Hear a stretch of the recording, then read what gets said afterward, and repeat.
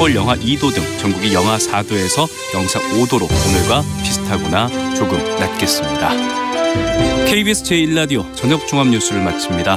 지금까지 진행의 아나운서 오원종 전주리였습니다.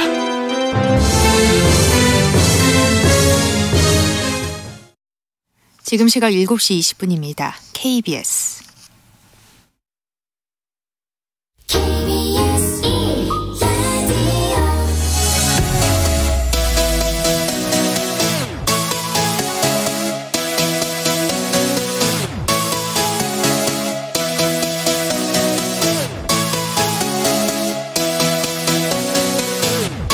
KBS 열린 토론.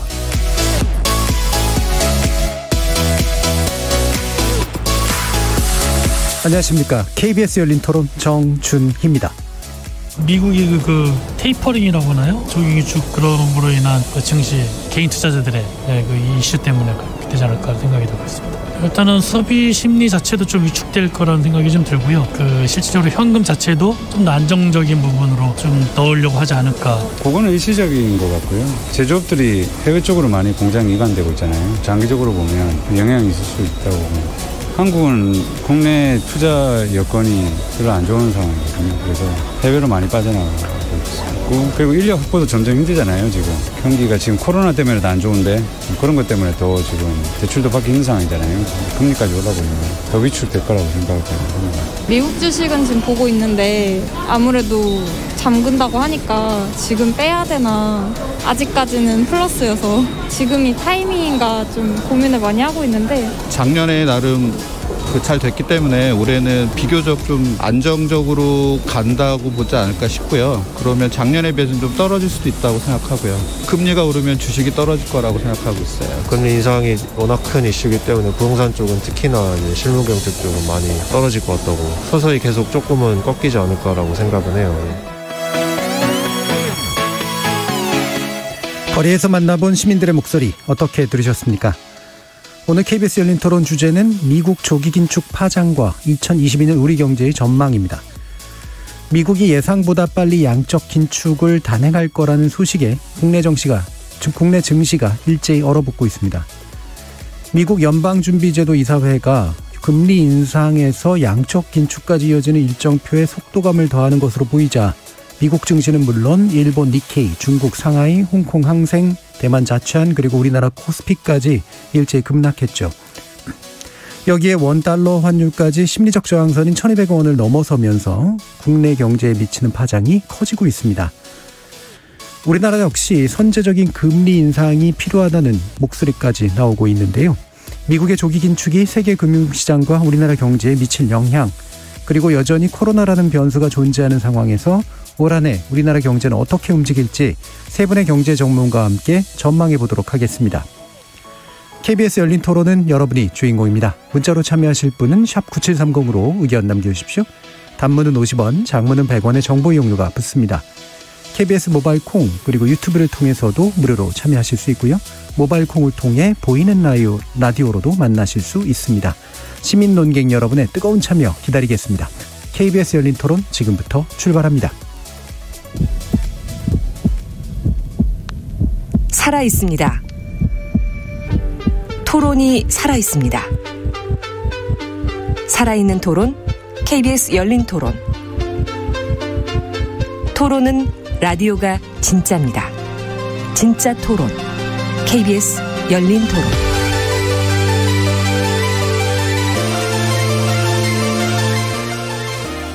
오늘 토론 함께해 주실 세 분의 경제 전문가 소개해드리겠습니다. 먼저 김영익 서강대 경제전문대학원 겸임교수 나오셨습니다. 네, 안녕하십니까. 그리고 김학균 신영증권 리서치센터장 함께해 주셨습니다. 네, 안녕하십니까. 주원 현대경제연구원 경제연구실장 나와주셨습니다. 안녕하십니까. 자, 지금 양적 긴축이라는 말이 어색하시거나 낯서신 분들도 계실 건데요. 일단 그게 되게 빨라진다고 하는데 이게 어떤 내용인지는 뭐 뒤에서 좀 더 알아보더라도 일단 지금 미국 금융당국이 도대체 어떻게 움직이고 있길래 이런 얘기들이 나오고 있는 것인지 실정 파악이 좀 필요할 것 같습니다. 김학균 센터장님께 말씀 좀 부탁드려볼게요. 네. 지금 작년 중반부터 이제 미국에서 인플레이션이 생기고 물가가 올라가는 현상이죠. 뭐 한국도 마찬가지인데요. 인플레이션이 생기게 되면은 그 중앙은행은 금리를 올려서 이걸 좀 조기에 좀 그 잡을 필요가 있습니다. 예. 우리가 흔히 경제는 심리다라고 말하는데요. 근데 인플레이션이야말로 이런 말이 적용이 될 수가 있습니다. 사람들이 물가가 올라갈 거라는 집단적인 기대 심리가 형성이 되면 이제 사재기를 하죠. 경제적으로는 재고를 쌓고요. 노동자들은 임금 인상을 요구합니다. 이런 과정들이 쌓이다 보면 물가가 계속해서 올라가는 이런 악순환이 만들어지는데요. 제 생각에는 뭐 인플레이션이 생기는 건 뭐 작년 여름부터 나타나고 있는 일인데 미국 중앙은행인 연방준비제도가 인플레이션 기대 심리를 억제하는데 좀 실패하고 있는 거 아닌가라고 하는 우려가 있는 것 같습니다. 예. 미국 연방준비제도의 수장인 파월 의장은 작년 여름까지만 하더라도 인플레이션은 일시적인 현상이고 이게 조금 지나면은 좀 이제 인플레 압박이 완화될 거라고 말했는데 그 전망이 결과적으로 어긋났습니다. 그래서 작년 8월까지만 하더라도요. 미국의 연방준비제도가 올해 2022년에 기준금리를 올릴 거다라고 하는 거는 시장의 다수 의견이 아니었습니다. 금리는 2023년에야 올릴 거야 했는데 미국의 그 금리를 결정하는 FOMC 작년 9월에 딱 회의를 하니까 인플레이션이 그때까지 안 꺾이니까 그때 나왔던 얘기가 올해 9월쯤에 금리 올릴 수 있어라는 의견이 나왔습니다. 근데 12월 FOMC 하니까 그때도 인플레이션 기대 심리가 안 꺾여요. 그랬더니 금리 인상의 시기가 6월로 앞당겨졌거든요. 네. 네. 그러다 연초 들어와서는 이제 3월에 금리 인상할 거다라고 하는 게 또 금융시장의 그 다수 의견이 되다 보니까 지금 인플레이션이 생기면서 긴축의 속도가 빨라지고 시장 금리가 올라가는 것도 문제이긴 합니다만은 중앙은행이 인플레이션을 통제하지 못하고 굉장히 허겁지겁 빠르게 그 긴축으로 갈 수 있다라고 하는 게 긴축이라고 하는 거는 경제 풀어놓은 돈을 흡수하는 거거든요. 예. 이제 중앙은행이 현 상황을 통제하지 못하고 있다는 또 우려도 투자하는 사람들에게는 좀 큰 악재로 작용하고 있는 것 같습니다. 예. 그러니까 결국 페드, 미국 중앙은행에서, 그러니까 여기 페드에서 지금 얘기하고 있는 의사록이 이제 이 부분에서 지금 얘기가 나온 거고, 그게 일정표가 계속해서 금리 인상 일정표가 당겨지는 것이 일단 한 가지 축이면서 동시에 그거로는 심리적으로 보면 인플레이션을 잡을 수 없다라는 생각에 양적 긴축이 더 빨라질 수 있다라는 얘기까지 더해진 그렇습니다. 그런 상태라고 볼 수 있는 거죠. 예. 자, 그러면 이게 이제 금융시장이 출렁이게 만드는 이유는 무엇이냐라고 하는 부분에 대한 답을 주신다면 조원 실장님 어떤 건가요?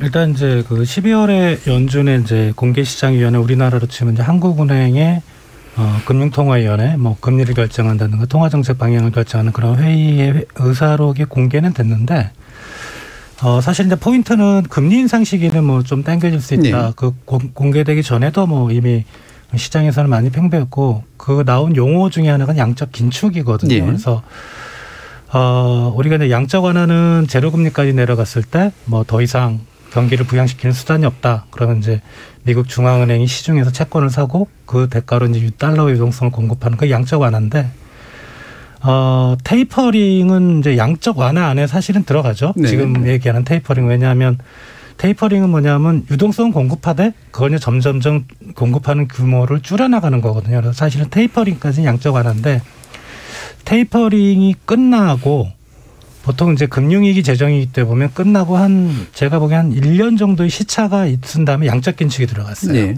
그 양적 긴축이란 반대로 시장에다가 이제 그 채권을 팔고 달러 유동성을 이제 회수를 하는 거죠.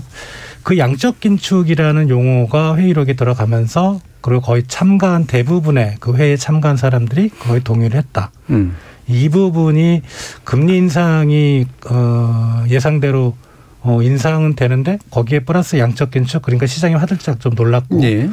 미국 이제 금융시장이랑 특히 우리나라 주식시장 연동이 돼서 큰 폭으로 좀 조정을 받고 있다고 보시면 될 것 같습니다. 그러니까 유동성이 그냥 예상대로 주는 게 아니라 굉장히 또 빨리 줄어들 수 있다라는 생각 때문에 그럼 당연히 이제 금융 쪽에서는 시장이 좀 안 좋아질 것이 되니까 더 많은 충격을 받아가지고 이제 금방 요동치는 이런 상태가 됐다라는 말씀으로 이해가 되는데요. 지금 쭉 얘기가 나왔습니다만 이렇게 양적 완화 사실 이 얘기 여러 차례 뭐 들으신 분들은 계시겠지만 이게 양적 긴축으로 워낙 자연스럽게 이어지는 건지 중간에 테이퍼링이 이제 나왔고 일반적으로는 금리 인상과 인하라고 하는 그런 보통 정상적인 방법을 쓰는데 양적 완화, 양적 긴축이라는 직접 뭔가 개입하는 그런 거지 나오게 된 이유가 뭔지에 대해서 좀 더 배경 설명을 좀 해 주시죠. 김명수 교수님께서. 앞서 두 분이 많이 말씀하셨습니다마는 중앙은행의 가장 중요한 목적은 물가 안정.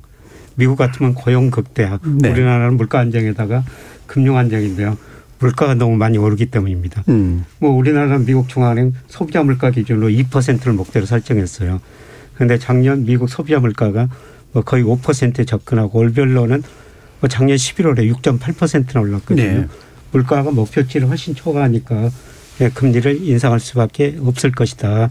이런 진단이 나오고요. 작년까지는 물가 상승이 파월 연준 의장이 뭐 일시적일 것이다.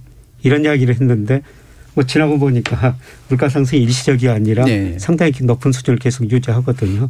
그래서 물가가 너무 빨리 오르기 때문에 금리를 올려야 되겠다. 이런 이야기가 나오는 겁니다. 네. 그러니까 만약에 이제 물가라고 하는 것이 이제 약간 서서히 오르고 서서히 떨어지고 이런 식으로 되면 이제 간접적인 방법이 금리를 올리거나 좀 내리거나 하면서 조절이 가능한데 그렇지 않다 보니까는 연준 같은 데가 막 직접적으로 채권이나 자산 사들이고 그리고 또 그걸 또 막 직접적으로 풀고 이제 이런 식의 일들을 할 수밖에 없게 되는 상황들이 이제 펼쳐지고 있는 것 같아요. 그러면 이게 이제 사실 이렇게 업앤다운이 되게 심하면 부작용도 그만큼 좀 심할 수 있지 않습니까? 현재 상황 어떤가요, 조원 시장님? 지금 이제 뭐 금리를 올리는 거는 사실은 제가 보기에 그렇게 미국 실물 경제에 큰 영향은 미칠 것 같지 않고요. 네. 그리고 뭐 지금 가장 좀 뭐랄까 빨리 올릴 거라고 예측하는 게 한 4번 정도? 그러니까 지금 제로금리니까 뭐 한 1% 좀 넘는 수준? 그 정도면 사실 실물 경제에 영향을 미치지는 않을 것 같은데 문제는 이제 그거와 동시에 이제 계속 우리가 논의를 하고 있는 양적 긴축이 들어가게 되면 이 영향을 미칠 수 있다는 거죠. 그러니까 금융위기, 재정위기 그때 이제 기간에 그 테이퍼링이라든가 양적 긴축으로 전환되는 그 시점을 보면 사실 이제 테이퍼링으로 이제 전환이 되고 플랫한 기간이 있었어요. 그러니까 양적 긴축도 아니고 양적 완화도 아니고 자산을 그냥 거의 한 4.5조 달러 내에서 한 2, 3년간 유지했던 기간이 있었거든요. 근데 그 기간 안에 이제 금리를 올리고 금리를 조금씩 올리다가 이제 어느 정도 이제 뭐 금리를 올린 수준 그 다음에 이제 양적 긴축을 들어갔는데 그렇게 이제 미국 중앙은행이 사실 행동했던 이유는 혹시 실물 경제에 영향을 미칠까 봐. 그런데 지금 의사록의 그 내용처럼 금리 인상하고 양적 긴축이 동시에 들어간다? 이거 영향을 미칠 수 있다고 봐요. 그러니까 인플레는 잡을 수 있을지 모르지만 만에 하나 그게 이제 소비나 투자 심리에 영향을 미치고 왜냐 금리가 올라가면 가게나 기업의 입장에서는 돈을 빌리는 비용이 높아지니까 아무래도 실물 경제에 영향이 들어가겠죠. 그게 생각보다 만약에 좀 민감하게 반응한다면 그러면 이거는 이제 통화 정책이 뭐가 잘못됐다는 거죠. 그래서 그런 부분 때문에 사실 미국 주식 시장이라는 게 이제 기업들의 미래 가치를 생각하는 그런 투자자들의 모임이잖아요.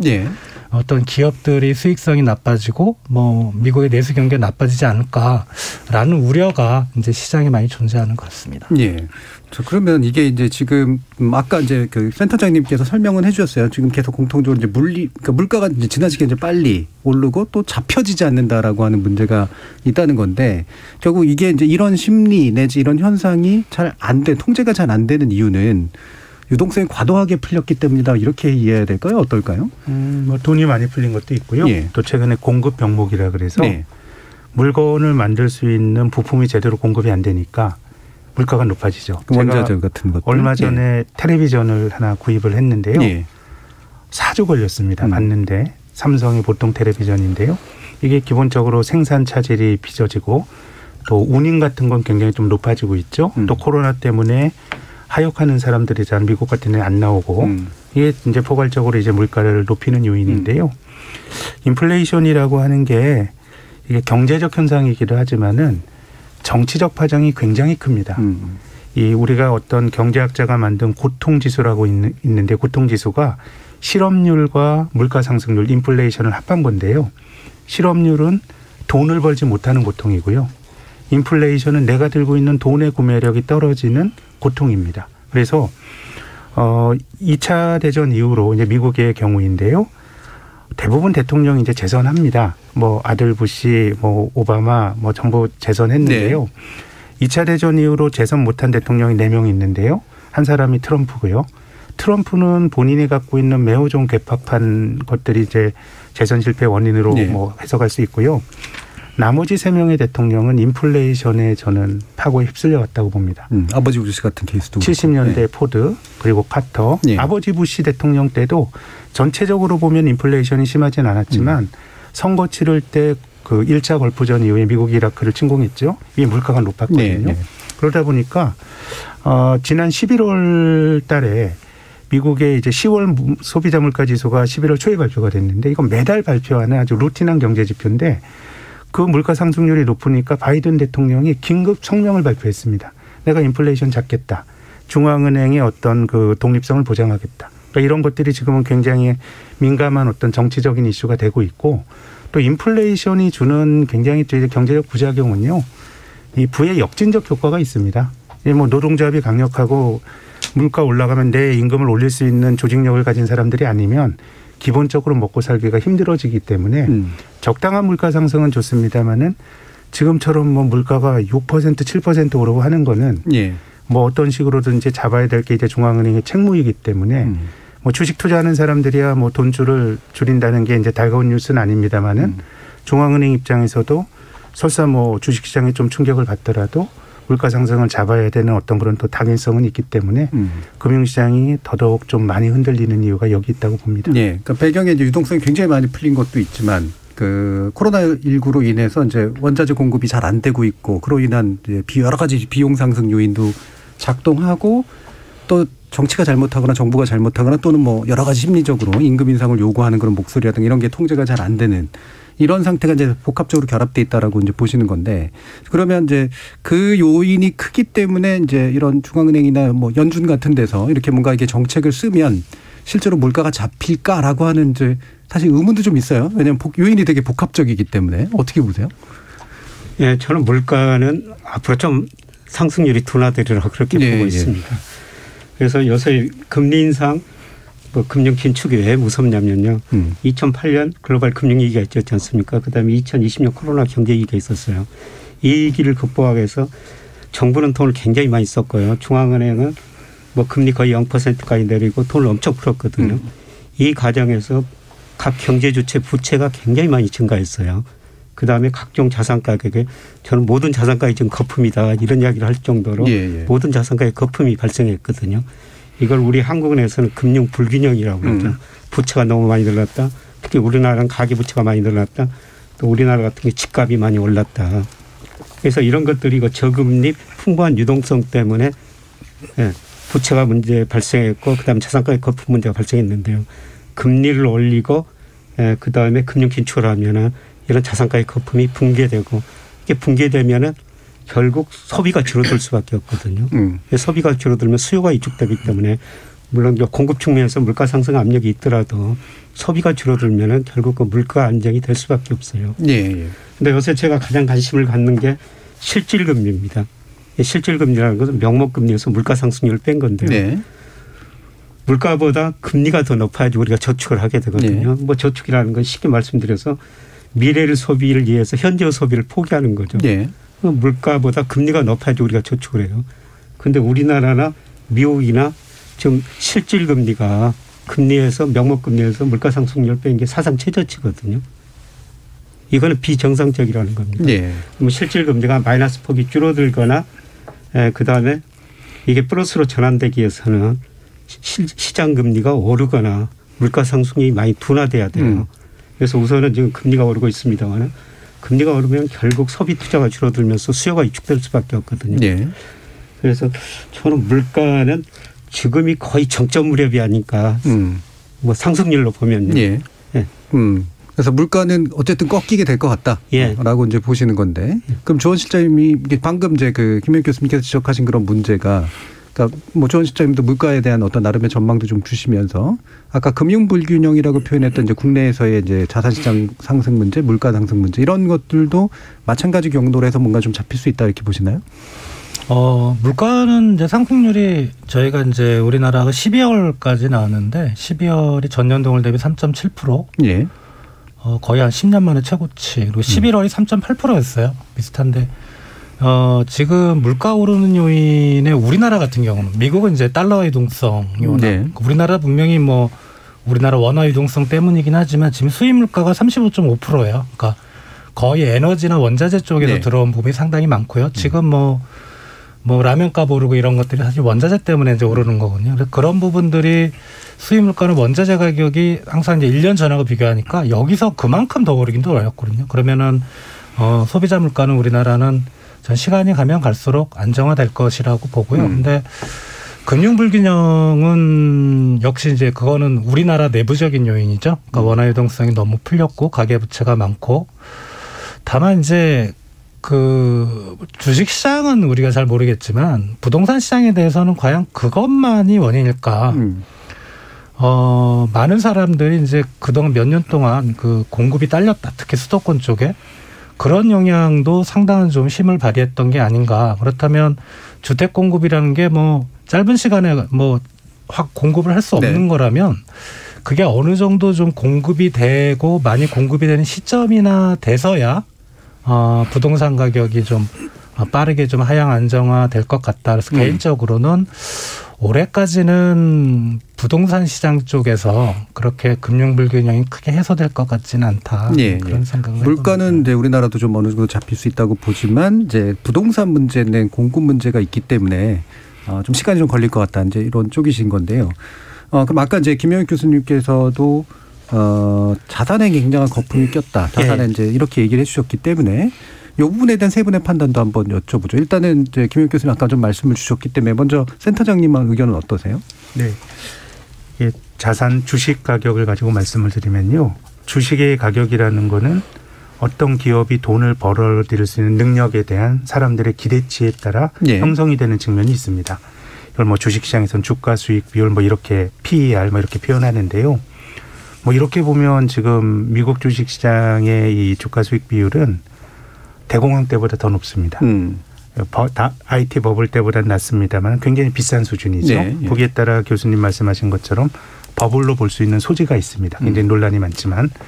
근데 이 높은 주가를 유지했던 또 다른 요인은 자산 가격은 그 기업이 가진 제가 말씀 내재 가치와 그 자산을 살 수 있는 돈의 양. 그렇죠. 돈의 양이 많으면 비싸지는 거거든요. 그래서 풀린 돈의 양으로 보면 또 지금 주가가 설명되는 측면이 있습니다.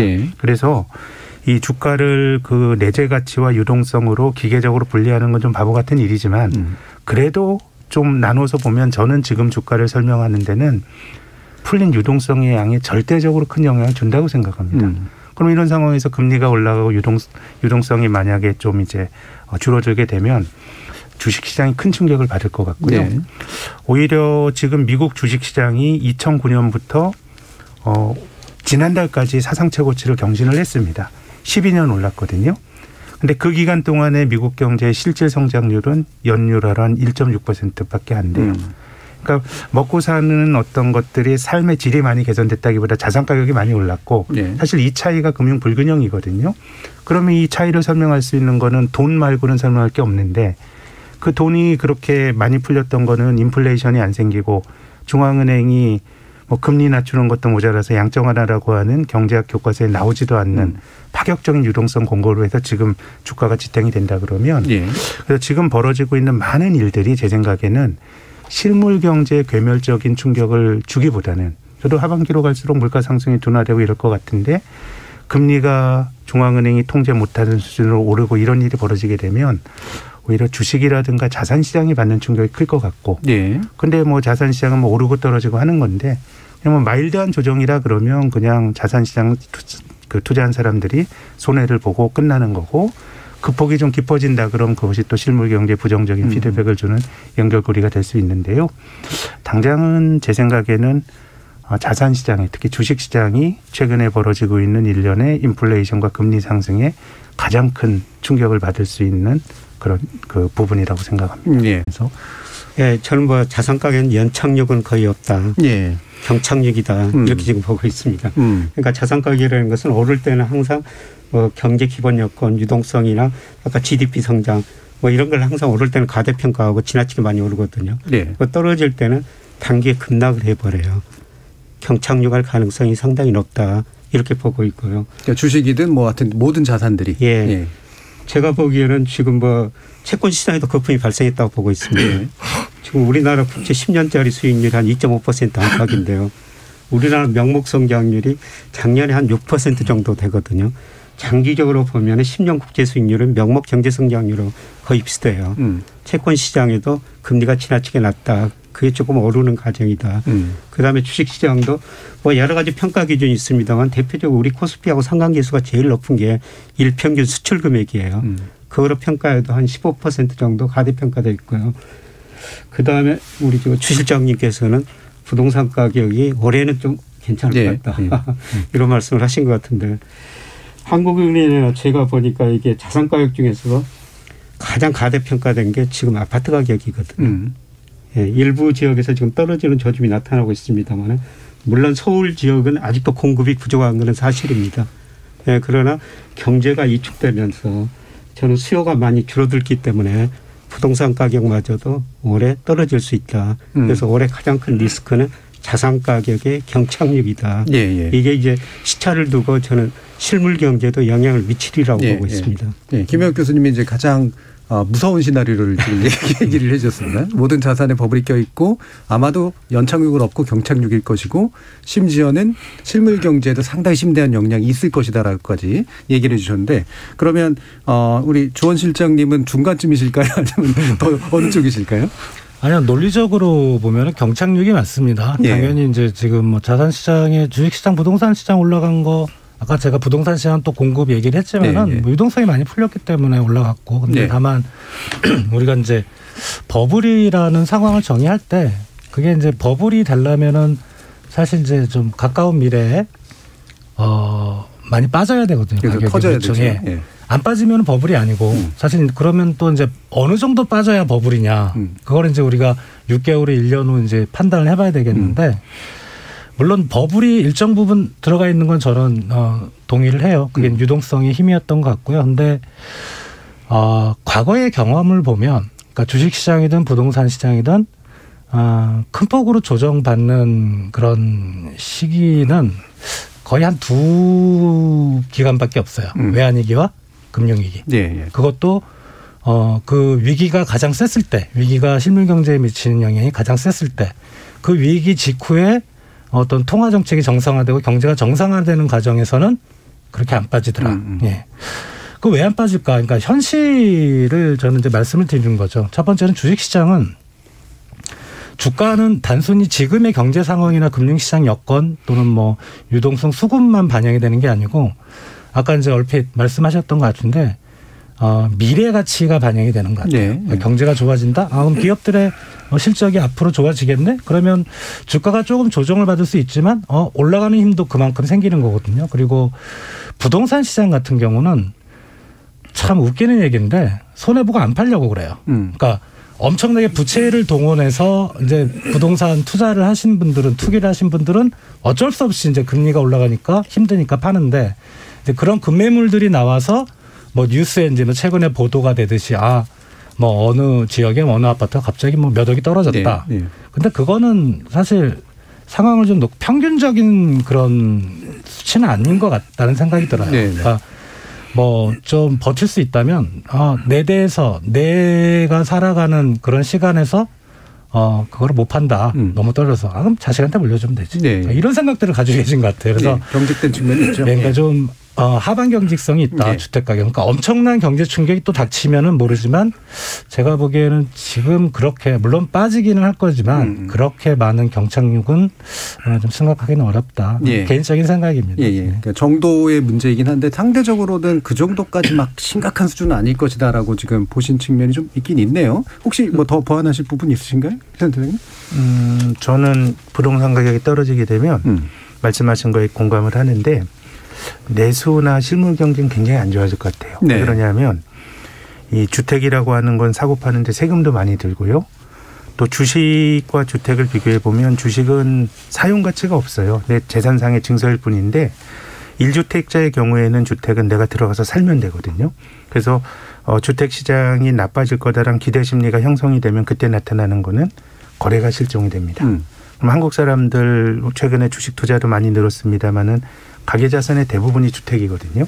그럼 이제 돈이 부동산에 묶이게 되면서 굉장히 이제 내수라든가 이런 것들이 나빠질 수가 있어가지고 저도 뭐 부동산 가격은 모르겠습니다만 최근에 나타난 일련의 모습들만 보더라도 소비라든가 이런 거는 지금 정도의 징후로도 조금 나빠질 어떤 가능성들이 있는 거 아닌가 그런 생각을 갖고 있습니다. 알겠습니다. 예, 뭐 자산 가치를 결정하는 게 미래 가치다. 굉장히 중요한 말씀인 것 같습니다. 네, 특히 증시하시는 거죠. 예. 그런데 미래 가치들이 제가 보기에는 좀 줄어들고 있는 것 같아요. 예. 그러니까 저도 오랫동안 경제 전망을 했습니다만은 경제 성장률 올라갈 때는 전문가들이 전망한 것보다 실제치가 좀 더 높게 나오거든요. 뒤따라 높게 전망합니다. 그런데 경제 성장률이 떨어지는 국면에서는 경제 전문가들이 전망한 것보다 실제치가 좀 낮게 나오거든요. 그래서 뒤따라 낮게 전망하죠. 그런데 IMF 같은 데서도 이제 경제 성장률 전망치를 하향 조정하기 시작했거든요. 네. 이게 경제 성장이 둔화되는 국면이고요. 기업 분석하시는 분들도 마찬가지입니다. 뭐 주가가 올라가고 뒤따라가지고 영업이익 목표 주가 올리고 또 주가가 떨어지면 그런 경향이 있는데요. 저는 과연 지금 기대한 만큼 미래 가치가 그렇게 올라갈 것이 아닌가. 기대치보다는 앞으로 계속 낮아질 것이다. 특히 앞으로 경기가 둔화될 조짐이 여러 군데서 나타나고 있는데요. 뭐 예를 들어서 OECD에서 회원국뿐만 아니라 주요 이머징 마켓 선행지수를 발표하거든요. 앞으로 경기를 예측하기 위해서.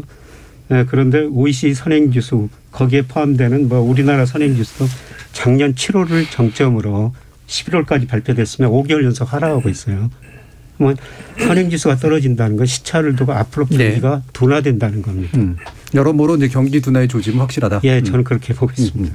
자, 그러면 또 한 가지 좀 짚어주시면 좋을 게 지금 아까 이제 그 여러 가지 요인들 간에 좀 환율에 대해서도 일부 좀 말씀을 주셨는데 지금 유난히 이제 원화 가치가 좀 많이 떨어지고 있잖아요. 이게 이제 수출은 잘 되고 있는데 왜 그럴까라고 하는 그런 의문도 좀 생기긴 하고 특히 아시아 통화 중에서도 원화가 가장 좀 약하게 보이는데 이 부분 왜 그런지 좀 조원 실장님 말씀 주시죠. 작년 6월 말 기준으로 해서 이제 최근 그 이제 주요국 한 15개국 정도 이제 그 달러화 대비 얼마나 떨어졌는지를 이제 계산을 해보면 15개국 중에 파키스탄 루피아가 가장 많이 떨어졌고 그 다음이 우리나라입니다. 그러니까 파키스탄 루피아가 달러화 대비 한 10% 정도 한 6개월 만에 떨어졌는데 우리나라가 6% 떨어졌고요. 그리고 다른 나라들은 그게 그렇게 크게 떨어진 나라들이 안 보이는데 근데 약간 좀 의문입니다. 일단은 가장 떨어진 이유로 이제 많이 들고 있는 게 무역 적자거든요. 그러니까 12월 달에 우리가 무역 수지가 적자가 났어요. 그러니까 연간으로 최대 실적을 기록한다는 그런 이제 뉴스 보도가 나서 묻혔긴 했지만 12월 한 달만 놓고 보면 우리가 무역 적자가 그게 아무래도 원유 가격, 뭐 에너지 가격, 그리고 원자재 가격이 많이 올라서 그리고 올해 1월에서 이제 1월 10일까지 통계가 속보치가 아니라 관세청에서 나왔는데 그 적자 폭이 한 50억 정도 됩니다. 50억 달러. 작년에 1월에서 1일에서 10일이 한 8억 달러밖에 안 됐거든요. 적자가. 근데 그러면 이제 무역 적자가 되면 당연히 달러가 바깥으로 빠져나가니까 그것 때문에 원화가 약세가 될 거다라는 게 이제 최근의 논리인데 그것만으로 보기에는 너무 약세폭이 큰 거예요. 이게 이제 또 하나의 근거는 그렇게 보시는 분들이 이제 중국과의 연관성인데 사실 최근에 이제 중국 경제에 대해서 주요 기관들이 성장률을 막 낮추기 시작을 했어요. 원래는 한 뭐 6% 이 정도 했는데 지금 5%, 4%대까지도 보시는 분들이 있고, 그래서 아마 이게 이제 헝다그룹 사태를 좀 위험하게 보시는 것 같은데, 근데 그것도 솔직히 좀 의문입니다. 그러니까 우리나라가 중국과의 경제적 연관성이 뭐 아시아에서 전 세계에서 한 3, 4위 정도. 그러니까 중국 경제가 망가지면 이제 한국 경제가 망가질 거라는 이제 그런 생각인데, 근데 이 아시아권 국가들도 15개국들도 사실은 중국과의 경제 연관이 상당히 높거든요. 그래서 최근에 막 1,200원 위로 막 오르락내리락 하는 게 단순히 우리가 경제나 어떤 시장 논리만으로는 좀 볼 수 없는 측면도 있지 않은가. 그러니까 특히 우리나라 외환 시장이 상당히 좀 규모가 작아요. 그러니까 조금만 달러가 움직여도 확 올라가는. 그리고 또 한 가지 요인은 이제 뭐 지금은 많이 좀 둔감해졌지만 그 북핵 리스크, 그러니까 최근에 뭐 미사일 쏘고 그런 어떤 지정학적 리스크도 좀 들어가 있지 않은가 그렇게 좀 생각합니다. 네, 그나마 이제 합리적인 설명이라고 볼 수 있는 건 이제 일부 최근에 나타난 단기간의 무역 적자, 원자재로 인한, 그다음에 중국과의 약간의 연동성, 그다음에 북핵 리스크 정도는 얘기할 수 있는데 그거로만 또 보기에는 확실히 이제 이 폭이 너무 좀 큰 건 사실이다. 너무 과도하다는 좀 생각이 듭니다. 일종의 시장 개입, 그러니까 외환 시장에 뭔가 이게 들어오는 어떤 작전 세력이랄까, 뭐 이런 것들의 요소까지도 염두에 두시는 건가요, 그럼? 투기 자금도 분명히 있을 수 있겠는데요. 예. 근데 그것만으로도 또 그래서 이거는 좀 저보다 더 전문가이신 분들의 해석이 좀 필요할 것 같습니다. 한번 해석을 들어보도록 하죠. 어떻게 김영선 교수님부터 한번 말씀 주시죠. 저도 우리나라 원화 가치가 그렇게 떨어진 거는 좀 이해하기 좀 힘든 상황이라고 그렇게 생각하고 있습니다. 그래서 저는 결론적으로 환율이 1,200원 넘어서 계속 오르기는 힘들다. 1,200원 넘는 건 일시적이다. 이렇게 지금 보고 있고요.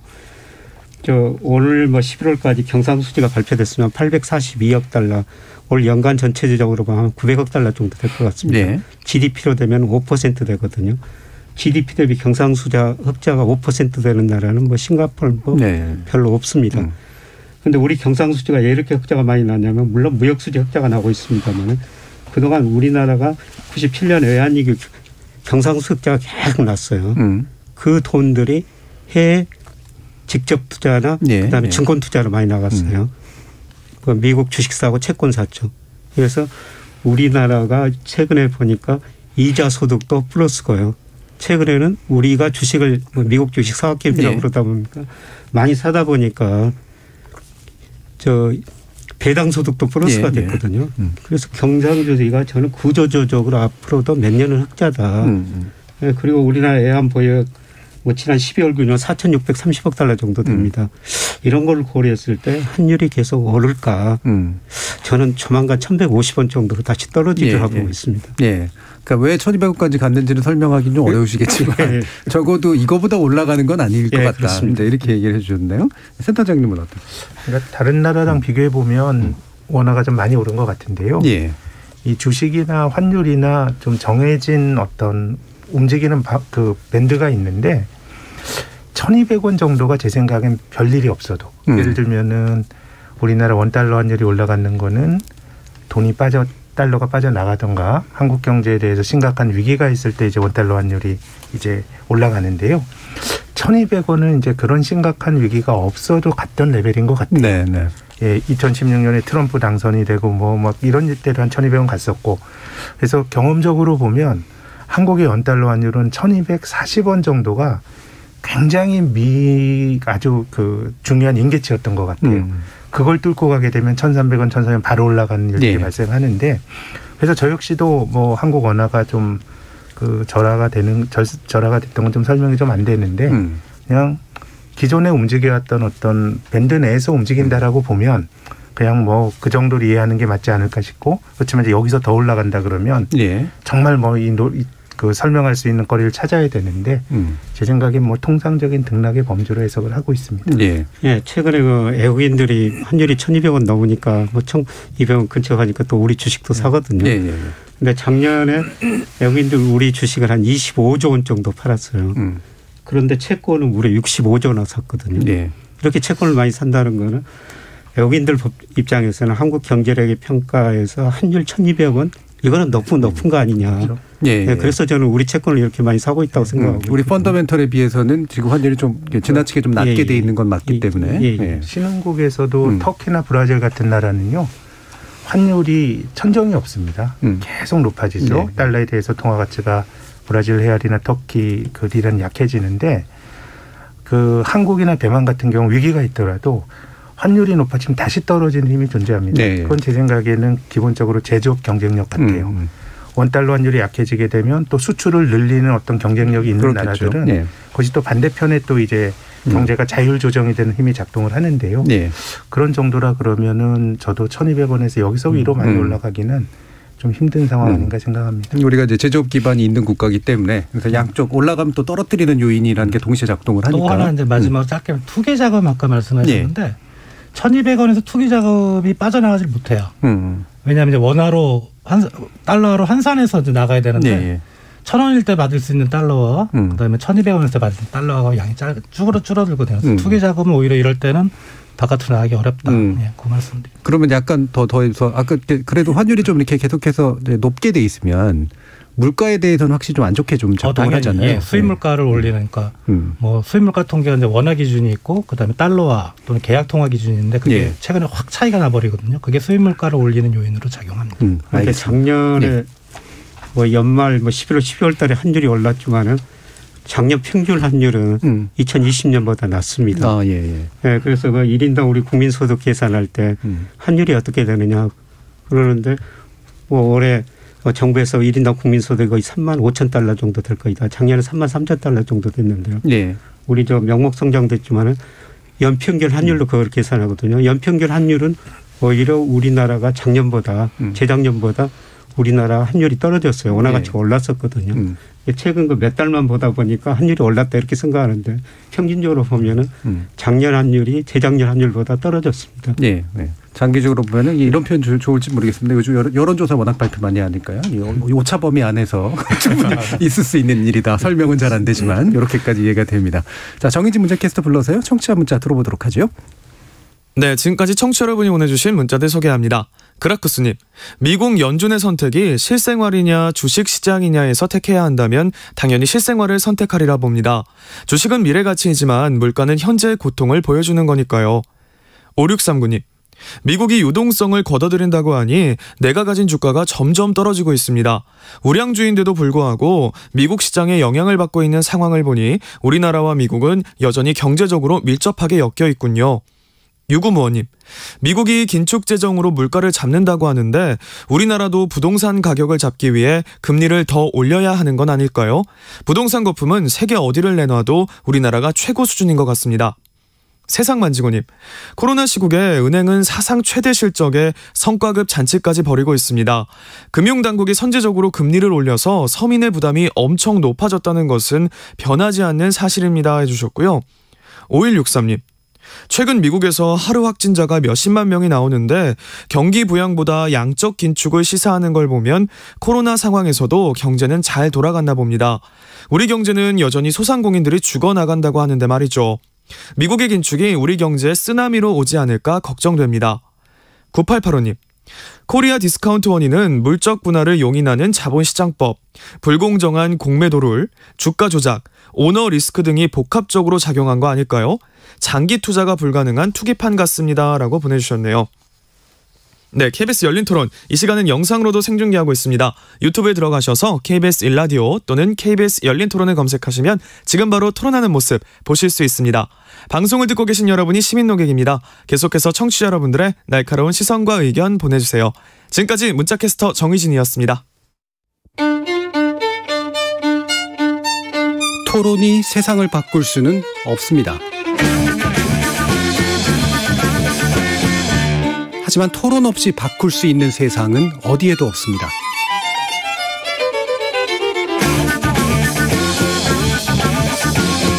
세상의 선한 변화를 갈망하는 당신. 정답이 아니라 질문의 힘을 믿는 당신. 우리 KBS 열린 토론에서 만납시다.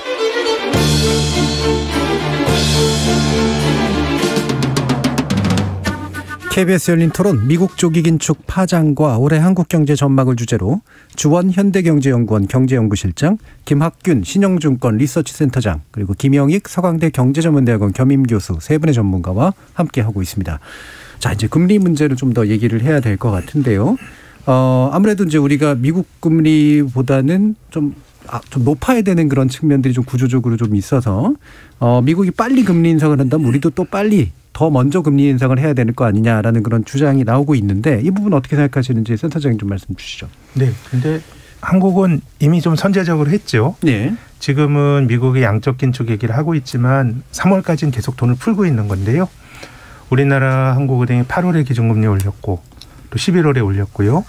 이번 주 금요일 날 금통이 열리는데 뭐 거의 그 자본시장에서는 금리를 또 올릴 걸로 생각을 하고 있습니다. 네. 저는 이제 금리 3번 올리게 되면 기준금리가 1.25%가 됩니다. 근데 이 정도 수준은 코로나 이전 수준까지 이제 회귀를 하는 겁니다. 그래서 지금 이제 중앙은행이 금리를 올리는 것은 뭐 인플레이션이나 이런 것도 있지만 비정상의 정상화라는 것도 있거든요. 네. 좀 경기가 좀 좋을 때 형편될 때 금리를 올려놔야 나중에 또 금리를 내리면서 좀 이제 쓸 수 있는 카드로 생기는 건데 저는 이후의 행보는 굉장히 신중할 것 같습니다. 왜냐하면 지금 여러 가지 뭐 우리가 얘기한 자산 불균형이나 이런 선택을 해야 되는데 우리나라 경제가 기조적인 저성장으로 가고 있다라고 하는 건 많이 들으셨을 텐데요. 네. 그럼 뭐가 안 좋으냐? 수출 좋습니다.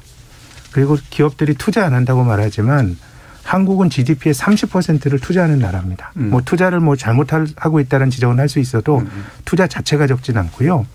문제는 민간 소비가 만성적으로 지금 위축이 되고 있는 게 문제거든요. 네. 그래서 저는 뭐 중앙은행이나 우리나라가 어떤 선택을 할 수 있다고 봅니다. 아니 뭐 금융 불균형이나 부동산 가격으로 급등 등으로 초래되는 그런 부작용이 크다 그러면 금리를 올리는 선택을 할 수도 있는데 그랬을 때 기회 비용이 저는 굉장히 클 것 같아요. 그래서 한국은행이 이번까지 금리를 올리고 다음에 올리는 행보는 매우 신중할 것 같고요. 예. 제 생각에는 뭐 인플레이션이 변수가 되겠습니다마는 우리가 1.25까지 올려놨기 때문에 지금 미국 금리가 0.25거든요.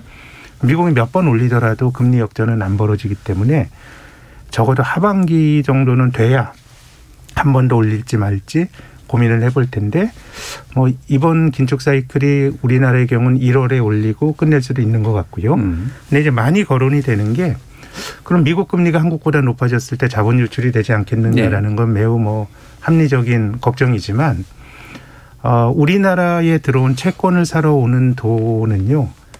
그 금리뿐만 아니라 환율이 중요합니다. 외국에서 달러 가지고 원화로 바꿔서 한국 채권 들고 있는데 한국 원화 가치가 계속 강해진다 그러면 그 금리가 조금 미국보다 낮더라도 한해서 채권을 들고 있는 유인이 생기는 거거든요. 네. 그래서 2018년에도 한미 금리 역전이 있었고 대만 같은 나라는 20년째 미국보다 금리가 낮거든요. 근데 뭐 거기서 자본 유출이 있다라고 하는 얘기들은 잘 못 들어봤습니다. 그렇다 그러면 우리가 어느 정도 미국과 금리 차이를 유지해야 되는 건 맞지만 그것이 뭐 꼭 한국 금리가 미국보다 높아야 된다라는 건 아닌 것 같고 제 생각에는 여기서 중앙은행이 더 긴축을 할 때 어떤 목적을 달성할 수는 있겠지만 그로 인해서 치러야 될 비용이 굉장히 크고 그래서 한국은행은 매우 신중하게 움직일 거다라는 게 제 생각입니다. 네, 일정표상으로 되어 있는 1.25까지는 갈 거다. 그런데 그 뒤로는 상당히 뭐 특히나 민간 소비 위축 측면에서 상당히 신중하게 결정할 수밖에 없다. 주원 실장님은 어떤 견해세요? 이제 금리 인상하게 되면 사실 이제 민간 소비, 그러니까 실물 경제에 영향을 미치는 그 부분이 상당히 우려가 되는데 네. 실제로 이제 국회 예산정책처에서 최근에 이제 보고서에 따르면 금리가 1%포인트 오르면 이자 부담이 경제 전체적으로 한 12조 5천억 원이 늘어난다. 이제 이런 보고서를 냈는데 12조 5천억 원이 크죠. 크긴 큰데 개인별로 보면 사실은 금리가 1% 또는 이제 뭐 기준금리 기준으로 말씀 1%, 뭐 1.5%, 2%일 때 그렇게 크지 않을 수도 있다. 네. 예, 물론 이제 부채가 많으신 분들은 상당히 이제 부담이 크겠지만, 그리고 또 하나 이제 만약에 실물 경제가 운이 좋다고 표현을 해야 되나 아무튼 경제가 좀 회복이 되면서 자기가 소득이 든다. 그럼 이자 부담을 커버할 수 있거든요. 개인의 입장에서. 그래서 저는 이제 앞에 센터장님께서 그 정도 1.25, 1.5 정도 말씀하셨는데 저는 한국은행이 의외로 빨리 올 수도 있겠다. 그러니까 저희는 한 2% 내외 정도, 그러니까 올해 연말 기준으로. 그러니까 2% 내외라는 건 상당히 밴드가 좀 큽니다. 1.75에서 2.25까지니까. 그러니까. 예. 왜냐하면 이제 저희는 미국하고 한 1%포인트 격차를 계속 둘 거라고 생각을 해요. 예. 그게 제가 한국은행의 금통위원들의 마음을 알 수는 없지만 그 정도를 두고 금리를 올려도 그렇게 실물 경제에 영향이 없을 거라고 아마 생각들을 하고 올릴 거라 생각하고. 네. 근데 올리는 이 과정이 있잖아요. 과정에서 혹시 이제 실물 경제가 나빠지는 그런 분위기가 나오면 네. 그거는 말씀하신 대로 상당히 좀 오래 분별할 수도 있는 거고. 그래서 네. 그런 시각을 좀 가지고 있습니다. 네. 좀 더 올라갈 수 있는 폭은 좀 더 높게 잡으신. 하지만 신중할 거는 이제 비슷하게 이제 판단을 맞습니다. 하신 거고요. 예. 김영학 교수님. 저는 금리를 한두 차례 올리고 끝날 것이다. 이렇게 지금 보고 있습니다. 네, 네. 앞으로 이번 주에는 올릴 거라고 생각하고 있습니다만은 갈수록 물가하고 경기도나 이걸 한국은행도 신중하게 고려할 것 같습니다. 물가는 상반기까지 좀 높은 수준 유지하고 있습니다만은 우리나라 선행지수도 뭐 통계청에서 발표하는데 6월을 고점으로 계속 하락하고 있거든요. 경기가 둔화된다는 겁니다. 네. 네, 그리고 이 금리가 실물이나 소비에 미치는 영향을 제가 분석해 보니까 한 6 내지 7개월 정도 시차를 두고 영향을 미쳐요.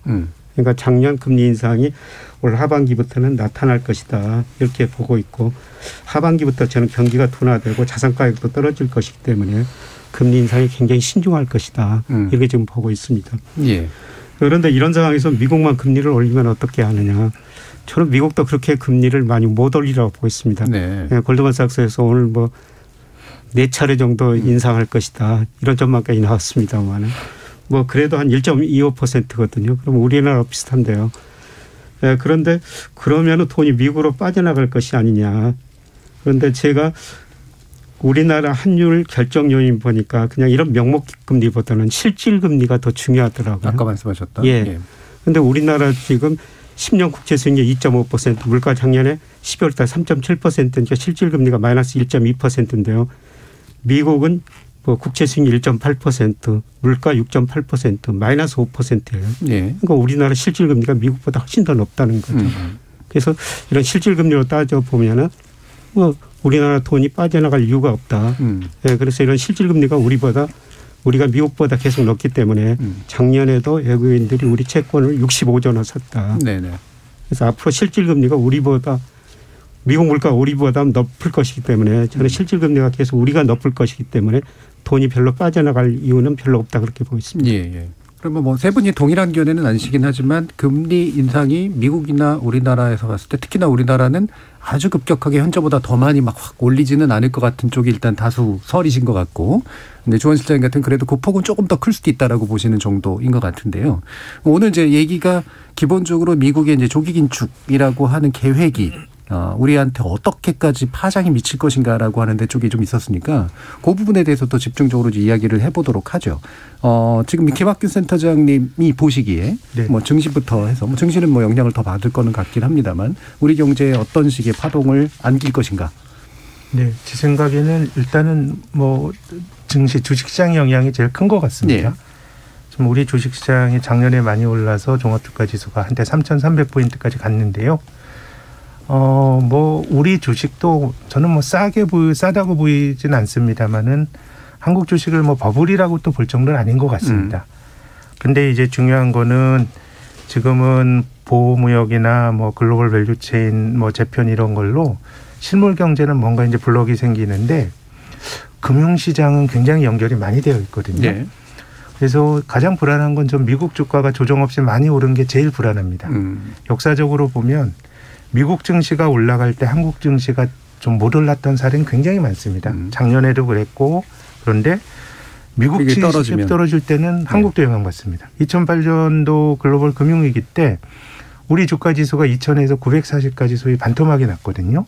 그런데 그 당시 한국 경제가 주가지수가 50% 이상 급락할 정도의 심각한 모순이 없었어요. 그러니까 미국이 무너지고 글로벌 유동성이 막 미국으로 돌아가고 하면서 한국 주식이 영향을 받아서요.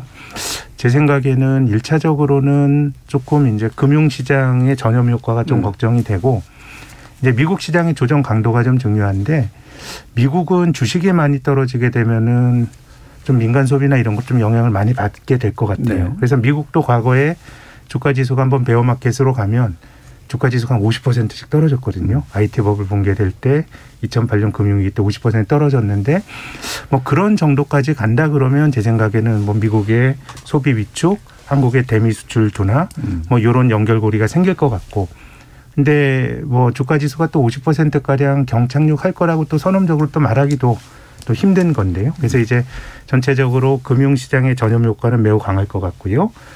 미국 시장의 조정 강도에 따라서 한국 경제의 실물 경제가 받는 어떤 영향의 정도도 결정이 될 것 같습니다. 네, 일단 증시 및 금융 쪽은 확실히 영향을 받는데 네. 미국이 만약 큰 폭의 조정을 겪게 되면 실물 경제까지 영향을 주겠지만 그거는 이제 가능성을 좀 따져봐야 된다. 조원 실장님은 어떠세요? 일단은 주식시장은 뭐 저도 잘 모르겠고요. 제가 주식 투자를 안 하는데 근데 이번에 코로나 위기 때 가장 많이 빠졌던 게 한 1,400포인트 정도? 그리고 3,000 좀 넘었다가 지금 3,000 밑에서 왔다 갔다 그러는데 그냥 우리가 직관적으로 볼 때 지금이 코로나 이전 상황으로 완전히 복귀했느냐 그건 아니거든요. 그러니까 주가는 사실 코로나 이전 한 우리가 그때 아마 2000대 초반 제 기억으로는 그 정도가 사실 이론적으로는 적당한 주가인데 그거보다 높아야 될 것 같아요.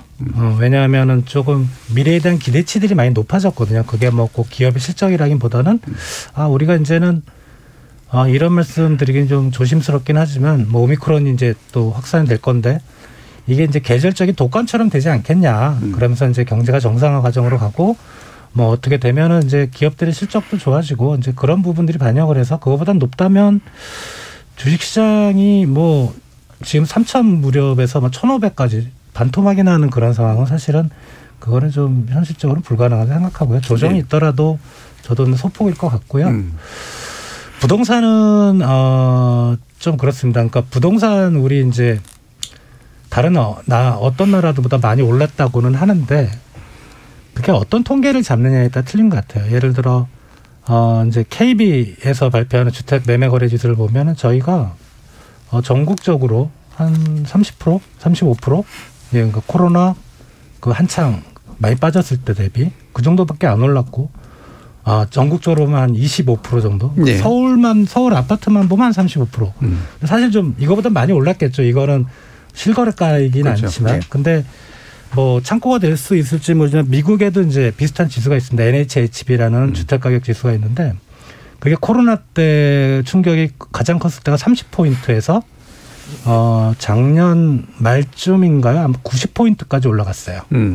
그리고 지금 약간 떨어져서 80포인트에서 왔다 갔다 그래요. 우리나라 주식 부동산 시장이 이 경로를 따라가지 않을까. 만약에 미국도 이제 주택가격 지수가 그렇게 올랐다면 그리고 그 올랐다는 원인이 유동성이라면 최근에 많이 떨어져야 되는 게 맞거든요. 근데 잘 안 떨어지더라고요. 그러니까 이런 게 보면 우리가 이론적으로만은 설명할 수 없는 부분이 그런 자산 시장에 존재한다 이렇게 생각이 듭니다. 네, 아까 얘기하셨던 이제 하방 경직성 측면이 또 부동산 우리나라도 이제 미국도 그렇고 이제 우리나라도 상당히 좀 그렇게 볼 건데 김영익 교수님은 이제 경착륙 쪽을 좀 많이 아까 강조를 하셨기 때문에 이게 자산뿐만 아니라 실물 경제까지도 그렇게 보시는 건지도 한번 포함해서 얘기해 주시죠. 이거 김학현 센터장님 잘 말씀드렸습니다. 금융하고 실물 충격이 같이 올 수가 있죠. 예. 그러니까 사실 우리 주가는 뭐 거품이 많이 해소됐다고 생각하는데요. 지금 제가 미국 거품은 상당히 심각하다고 생각하고 있거든요. 미국 전체 주식시장 시가총액 GDP 대비 작년 3분기에 331%였어요. 네. 2000년 이후 평균이 한 180%였거든요. 역사상 가장 큰 거품이 발생했고요. 그다음에 미국 가계 자산 중에서 금융자산 중에서 주식 비중이 53%입니다. 작년 3분기 기준인데요. 그런데 이게 얼마나 높은 수준이냐면 2000년에 IT 거품 붕괴 직전에 48%였고요. 네. 그리고 2008년 글로벌 금융위기 직전에도 48%였습니다. 지금 53%라는 거죠. 그만큼 주가가 많이 올랐다. 그래서 저는 미국 주가가 경착륙하면 상당히 깊이 떨어질 수가 있다. 그럼 미국 주가가 떨어지면 우리나라 주가도 오를 수는 없거든요. 근데 우리 주가는 사실 작년 하반기부터 10% 이상 조정을 받았기 때문에 미국 주가보다는 더 덜 떨어질 겁니다. 그래서 미국 주가가 떨어지면 방향은 같다. 우리 금융시장에 이런 영향을 미칠 것 같고요. 그다음에 미국 사람들은 참 탄력적이거든요. 주가, 집값 떨어지면 금방 소비가 위축됩니다. 네. 미국 소비가 위축되면 아마 미국 경제 성장률도 올 하반기 내년 상반기 가면 많이 낮아지리라고 보고 있습니다. 그러면은 대미 수출이 줄어들 수밖에 없죠. 네. 우리 수출 중 미국이 차지하는 비중 한 15% 정도 차지하고 있거든요. 그러면 금융시장 측면에서 미국 주가하고 같이 움직인다. 네. 그다음에 미국 소비가 위축되면서 수출이 줄어든다. 그런데 요새 우리나라 금융시장 보면은 뭐 삼성전자, 뭐 LG전자 이런 회사들 역사상 뭐 가장 큰 굉장히 많은 이익을 내고 있거든요. 실적은 좋죠. 네. 그런데 이런 주가가 왜 떨어지느냐. 앞으로 기대치가 별로 좋지 않을 거라는 겁니다. 특히 미국 사람들이 소비 보면 내구재, 준내구재, 서비스 소비로 나누는데요. 그런데 내구재 소비가 작년 5월을 정점으로 규모 자체가 줄어들고 있어요. 그러니까 코로나를 거치면서 집에 있으면서 뭐 가전제품 바꾸고 컴퓨터 바꿨다는 것이죠. 이런 걸 바꾸면은 상당히 다시 사기까지는 시간이 오래 걸리거든요. 네, 사이클이 이제 이미 많이 좀 샀다. 예. 그래서 대미 수출이 이미 줄어들 조짐이 보이고 있는데 만약 미국 자산가의 거품이 붕괴된다면 미국 소비 위축으로 대미 수출까지 줄어들고요. 그다음에 중국 경제도 과거에 상당히 높은 성장을 하다가 올해는 대부분의 전문가들 한 4 내지 5% 성장하리라고 보고 있거든요. 네. 뭐 중국 수출 비중이 25%나 되죠. 그래서 이런 것들이 올해 우리 경제 성장률에 얼마나 영향을 미칠까. 뭐 대부분 작년에는 4% 실질 GDP가 성장했는데 올해는 3% 정도 성장하리라고 그렇게 예상하고 있는데요. 이런 일이 발생했을 때는 그보다 성장률이 우리 경제 성장률이 더 낮아질 수 있다. 저는 이렇게 전망하고 있습니다. 알겠습니다.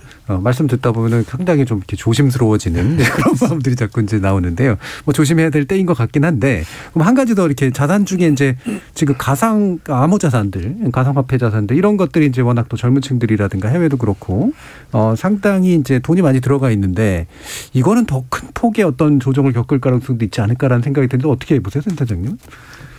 잘 모르겠네요. 이것들이. 사실 이건 예상할 수가 참 없는 부분이라서. 저는 유동성의 효과가 매우 크고요. 저는 최근에 국제금융시장에서 나타나는 것 중에 희극이 그리스의 국채 수익률이 미국보다 더 낮습니다. 국가보도 날 뻔했던 그리스 돈 빌려주는데 그 금리가 미국보다 더 낮거든요. 말이 안 되는 거예요. ECB가 그리스 국채를 사니까 낮아지고 이런 어떤 낮은 금리가 다 모든 자산 가격을 끌어올린 건데요. 근데 가상화폐는 이게 가치를 측정하기가 힘듭니다. 그래서 이제 금리가 올라가고 뭔가 이제 충격을 받을 때 가장 먼저 충격받는 게 굉장히 지금 눈에 보이는 것보다 미래에 대한 기대치나 가치 측정하기 힘든 자산들이 많이 떨어지거든요. 올해 초에도 뭐 미국의 은행주나 뭐 전통 제조업체는 별로 안 떨어졌어요. 그럼 많이 올랐던 성장주들이 조정을 받았거든요. 그래서 저는 가상화폐 내재 가치는 잘 모르겠지만 그동안의 상승폭이라든가 이런 것들을 감안하면 금리가 올라가게 되면 가장 큰 타격을 받을 수 있는 성격의 자산이 아닌가 저는 그렇게 보고 있습니다. 그러니까 이게 내재 가치는 이제 일반적인 가치를 평가할 수 없기 때문에 그래서 더 만약에 떨어진다면 굉장히 크게 떨어질 수 있다. 오르기도 많이 오고. 오르기도 많이 오고. 그러니까 적어도 이제 변동폭은 확실히 클 것 같긴 하거든요. 근데 이제 이런 게 있잖아요. 왜 이쪽에 수익률이 떨어지면 저쪽이라도 한번 수익 걷어보자 하는 그런 약간 모험 심리가 이쪽을 확 끌어올리기도 하는 현상. 이게 뭐 사실 예전 가상화폐 시장에서 약간 나타나기도 했던 거라서 혹시 그런 요인들은 없을까. 근데 적어도 변동폭은 굉장히 클 것 같다. 위로든 아래로든. 어떠세요? 김현우 교수님? 저도 뭐 가상화폐 전문가는 아닙니다만 저는 장기적으로 좀 투자해야 된다고 생각합니다. 장기적으로는. 그러니까 전 세계적으로 좀 유동성이 앞으로 축소될 것이다. 그렇게 되면 모든 자산가격이 떨어질 수밖에 없죠. 그래서 뭐 코인 가격도 떨어지고 있는데요.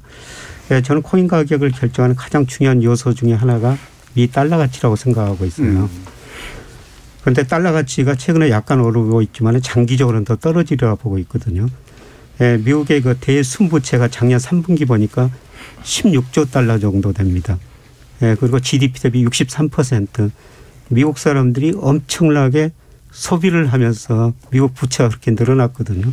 미국이 이렇게 견디는 이유는 뭐냐면은 우리나라 중국 뭐 서학개미라고 그럽니다만 수출해가지고 미국으로 수출하고 돈 벌어가지고 그걸 미국 채권 주식 사주고 있는 거예요. 그래서 미국이 견디고 있는 거거든요. 그런데 제가 미국 주가 거품이라고 말씀드렸습니다만 미국 주시장 거품이 붕괴되면은 미국으로 돈이 훨씬 덜 들어가게 되거든요.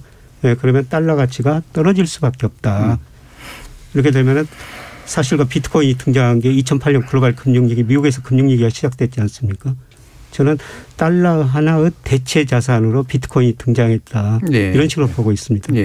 그래서 장기적으로는 저는 달러 가치가 떨어지기 때문에 뭐 지금 당장은 몰라도 비트코인 가격은 오를 수 있다. 그래서 일정 부분은 투자해야 된다 그렇게 생각하고 있습니다. 달러를 대체하는 어떤 자산 투자를 위해서 달러를 대체하는 어떤 요소들이 이제 생겨나고 있다.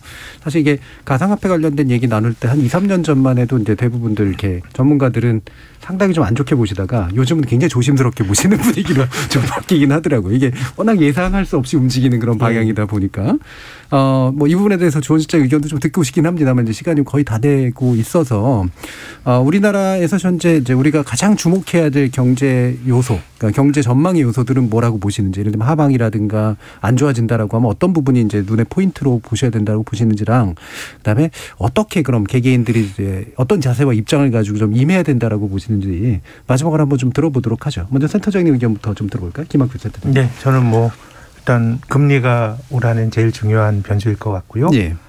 이제 두 번째는 정부의 역할에 대해서 우리가 어떤 그 합일점을 도출해내느냐가 아무리 봐도 이 민간의 자생력이 굉장히 약해졌는데요. 또 정부가 또 하는 것도 마땅치가 않은데 선거나 이런 과정을 통해서 우리가 어떤 그 합의점을 도출해내는 중요해 보이고요. 마지막으로는 전 지금 우리가 많이 논의한 게 실물 경제보다는 대부분 자산 시장에서 벌어질 일 것 같아요. 뭐 주가지수 올라간다 그래서 뭐 자영업이 장사 잘 된 건 아니고 뭐 정규직 노동자들은 그냥 현상 유지, 자산 가진 사람은 좋았는데 이게 우리나라가 주식이 부동산보다 소액으로 해서 좋긴 한데 아마 주식 투자 인구가 작년 말에 한 1,100만 명 내외 되지 않을까 싶어요. 네, 네. 제 주변에 보면 다 주식하는 것 같지만 경제활동 인구가 2,800만이거든요. 주식 안 하는 사람 훨씬 많고 그렇게 보면 우리가 경기가 둔화된다고 말했지만은 경기가 좋아질 때 경기 좋아진 거 느낀 사람 별로 없을 거거든요. 그래서 뭐 그냥 어려운 쪽은 계속해서 장기 정체인 것 같고 예. 다만 그동안 좋았던 게 자산시장이기 때문에 올해는 자산시장의 부침이 클 것 같고 자산시장이 많이 무너지게 되면 이게 실물 쪽에 영향을 줄 것 같고 또 마일드하게 저는 뭐 조심해야 된다고 보는데 마일드한 조정이면 좀 뭐 그들만 손해보고 좀 마무리되는 그런 게 아닌가 생각합니다. 예. 김영익 교수님. 예, 저는 저 금융 불균형이 연착륙이냐 경착륙이냐. 좀 금융 불균형을 해소하기 위해서 한국의 금리 인상하고 금융 감독, 금융위 같은 건 대출 규제를 하고 있거든요. 네. 이게 연착륙하면 참 좋겠습니다만 경착륙할 가능성도 있다. 자산 가격이라는 게 자산 가격 경착륙하면 실물 경제에도 부정적 영향을 줄 수 있다. 이런 걸 올해 가장 큰 리스크로 보고 있고요. 예, 그다음에 개인 측면에서는 뭐 주가는 장기적으로 오르죠. 예, 그런데 올해는 그 리스크 관리를 좀 하시는 게 좋을 것 같다. 저는 투자라는 것은 리스크하고 수익률의 적절한 조화라고 생각하거든요. 그런데 올해는 수익률보다는 리스크 관리를 좀 해 주셨으면 좋겠다. 예, 얼마든지 주식을 싸게 살 수 있는 기회가 앞으로 올 것이다. 예, 그 시점을 좀 기다려야 된다. 이렇게 말씀을 드리고 싶습니다. 네, 알겠습니다. 자, 주원 실장님 말씀 또 들어보죠. 우리가 이제 미 긴축 얘기로 시작해서 우리 이제 자산시장, 금융시장, 통화정세 정상화 지금 논의를 했는데 사실은 이거는 전제가 위드 코로나거든요. 그러니까 그렇죠. 예. 뭐 다른 요인도 중요하지만 뭐 우리나라 경제 가장 큰 변수는 코로나입니다. 코로나고 그리고 제가 이제 연착륙을 계속 말씀드렸지만 사실 2019년 12월만 해도 우리가 그때를 만약에 타임머신 타고 돌아가면 코로나가 이렇게 세상을 망가뜨려 놓을 줄은 몰랐거든요. 예. 어떤 위기가 올지는 모릅니다. 앞에서 말씀 다들 하셨는데 모험적인 투자는 정말 삼가하셔야 된다. 예. 그 말씀을 드리고 싶습니다. 예. 네. 예. 리스크 관리가 중요하다라는 김영익 교수님 말씀하고 유사하지만 좀 더 강합니다. 예. 결국은 코로나가 상당히 중요한 변수이기 때문에 이게 이제 위드 코로나나 이런 식으로 해서 완화되는 방식으로 가지 못할 가능성이 꽤 있어서 여기에 대한 개인들의 상당한 경각심이 좀 필요하지 않은가 이런 주문까지 해주셨네요. 자, 오늘 KBS 열린 토론 경제 전망에 관련된 논의를 새해와 함께 해봤는데요. 오늘 이 순서는 이것으로 모두 마무리하도록 하겠습니다. 오늘 토론 함께해 주신 김학균 신영증권 리서치센터장, 그리고 김영익 서강대 경제전문대학원 겸임교수, 주원 현대경제연구원 경제연구실장 세 분 모두 수고하셨습니다. 감사합니다. 네, 감사합니다.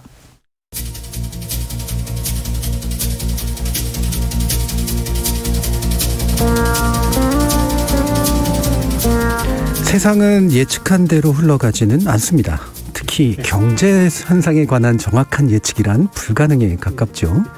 하지만 그렇다고 해서 경제가 완전히 우연적으로만 작동하는 것도 아니고 의지를 갖고 마음대로 조정할 수 있는 대상 역시 아닙니다.